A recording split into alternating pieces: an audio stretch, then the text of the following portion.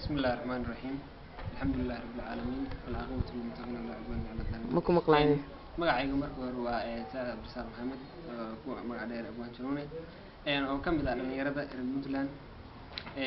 inaan maanta xigmadayda kusoo gudbiyo halkan waxa ii saamaxay ururka horumarinta iyo xirfadleyda muxuu ahaa ka madaxda tahay Leelxiis waxaan kusoo qaadanayaa hal maanso oo ku saabsan qaadka aan ka sameeyay xilli aan arkay micnihi qaadka iyo dhalinyarada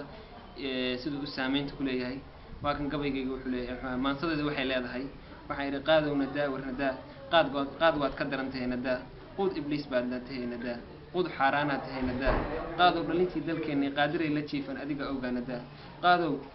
qaran dumis baad horseeday nadaa qaadow qoysas badan baa qadacday nadaa qaadow bilicdii dalkeenii waad haleysay nadaa qaadow dhaqaalihii dalkeenii waad curyaamisay nadaa qaadow ruuxii ku qaatana xumaanta kama qatoobay waa ku dhaataa